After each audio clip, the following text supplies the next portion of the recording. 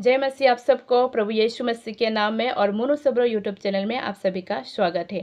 आप लोग परमेश्वर के वचन को देखने के लिए आए हैं। परमेश्वर आप सभी के जीवन में बहुत टाइट से आशीष करे।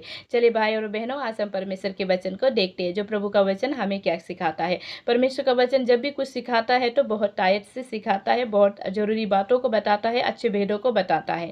आपने जितने भी प्रभु के दास लोग से परमेश्वर के वचन सुने होंगे, कहीं भी ऐसा बेकार वचन नहीं गया है जिसके वजह से आपका जीवन जो है परिवर्तन नहीं हुआ होगा। जब भी आपने प्रभु के दास लोग से परमेश्वर के वचन सुने होंगे, उसको सुनने के बाद आपका जीवन जो परिवर्तन भी हुआ होगा, क्योंकि हर कोई ऐसे वचन को नहीं लाता। परमेश्वर जिसे अगुवाई करते हैं उन्हीं भेदों को बताने के लिए प्रभु का दास और विश्वासी लोग कहते हैं। तो आइए भाई और बहनों, हम परमेश्वर के वचन को थोड़े ध्यान देते हैं। और मैं आपको फिर से बताना चाहती हूँ, मोनू सबरो यूट्यूब चैनल को आप लोग सपोर्ट कीजिए। और मैं यहाँ पर मोनू सबरो यूट्यूब चैनल में परमेश्वर का वचन को लाती हूँ। प्रभु जो अगुवाई करते हैं उसी वचन को लाती हूँ। परमेश्वर की इच्छा के अनुसार चलने से परमेश्वर हम सभी के लिए रास्ता खोल देते हैं। तो चलिए भाई और बहनों, आज हम परमेश्वर के वचन को सुनते हैं। तो मैं आज आप लोग के बीच में लाई हूँ एपिसियो, जिसे इंग्लिश में बोलते हैं एपिशियन, और चैप्टर 6 और वर्स हम 1 से 4 तक देखेंगे परमेश्वर का वचन क्या कहता है। तो मैं 1 में बोलना चाहती हूँ, हे बालकों, प्रभु में अपने माता पिता के आज्ञाकारी बनो, क्योंकि यह उचित है। देखिए, ये बात जो उचित है कि आप बालकों हो तो आपको क्या करना है, अपने माता पिता के आज्ञाकारी बनना है। और परमेश्वर कहता है यही उचित है। अगर आप अपने माता पिता का आज्ञाकारी को नहीं मानते हो, उनके बोले हुए कामों को नहीं करते हो, उनके बात को नहीं मानते हो, तो प्रभु यीशु मसीह आपको पसंद नहीं करते हैं। प्रभु यीशु मसीह चाहते हैं कि आप अपने माता पिता की बातों को माने और प्रभु में बढ़ते जाएं। और नंबर वर्स 2 में कहते हैं कि अपनी माता और पिता का आदर कर।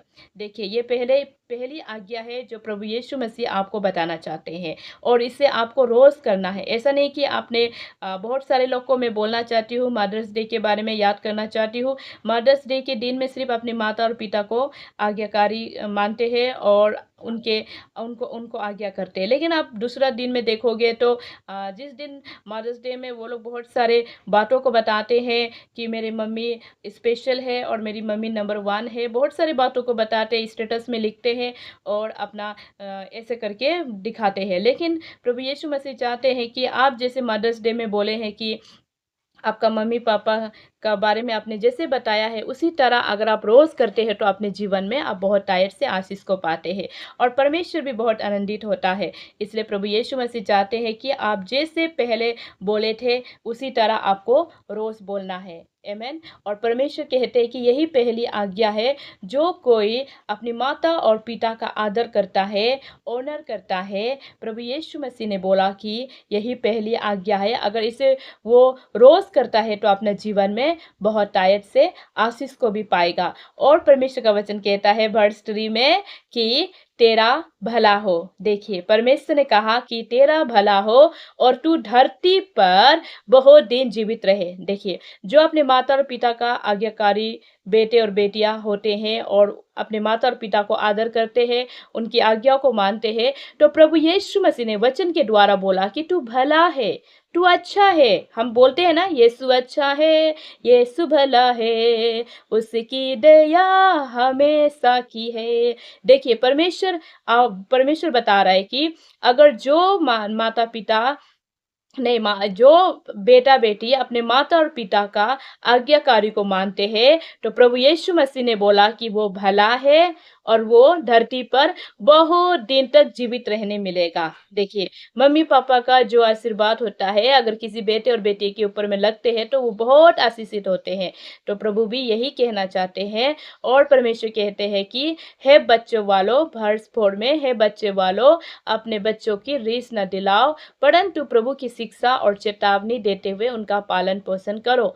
देखिए, यहाँ पर पेरेंट्स को भी कहा गया है, माता पिता को भी बोला गया है परमेश्वर का वचन कि अपने बच्चों को गुस्सा मत दिलाओ और प्रभु का शिक्षा देकर उन्हें बताओ ना, प्रभु का शिक्षा देकर बताओ। मैं आपको बोलना चाहती हूँ कि मैं गलत नहीं हूँ। तो मैं एक स्त्री हूँ, मैं तो अभी तक मेरा शादी नहीं हुआ है और मेरा बच्चा भी नहीं है, लेकिन मैं फिर भी आप लोग को बोलना चाहती हूँ कि बहुत सारे लोग क्या होते हैं कि अपने बच्चे को गाली देते हैं और उन्हें बार-बार बोलते हैं कि मैंने तुम्हें वार्निंग दिया गया है, अगर तुम इस बात को मेरे बात को नहीं मानोगे, फिर से तुम ऐसे बदमाशी करोगे, तो मैं तुम्हें क्षमा नहीं करूँगा। ये मेरा वार्निंग है बोलकर, ऐसे बोलकर और खराब-खराब वर्ड से कोई-कोई पेरेंट्स लोग अपने बच्चे को गाली देते हैं। ये खराब पाने वाला बात नहीं है, ये सच बात है, तो मैं आप लोग के बीच में बोल रही हूँ। तो ऐसे ज़्यादातर पेरेंट्स लोग करते हैं, अपने बच्चों को डाँटते हैं, गाली देते हैं, परमेश्वर के वचन से नहीं डाँटते हैं, परमेश्वर की बातों को लेकर नहीं डाँटते हैं। अगर उसमें आपने कहा होता कि परमेश्वर का वचन कहा है, मेरा बेटा, मेरा बेटी, अगर तू अपनी माता और पिता का आज्ञा नहीं करेगा, तो परमेश्वर तुमसे नाराज़ होगा, परमेश्वर तुमको पसंद नहीं करेगा। अगर इस बातों को लेकर अपने बेटे और बेटियों को अगर बोलते हो, अगर बोल के तो देखो कितना कुछ होता है, परमेश्वर के वचन में बहुत सामर्थ तो है।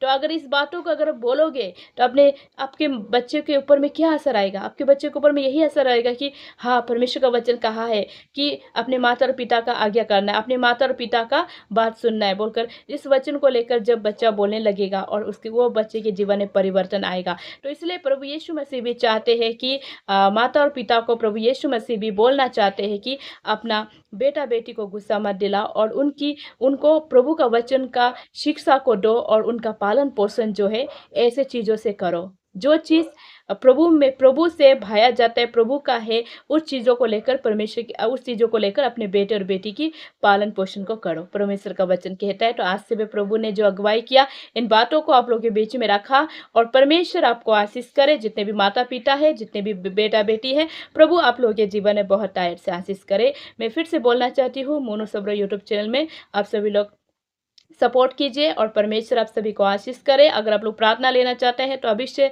लिखें, कमेंट बॉक्स में कहें कि आपको प्रार्थना की आवश्यकता है। मैं हमेशा आप लोग के लिए प्रार्थना में याद करूंगा। परमेश्वर आप सभी को आशीष करे। God bless you.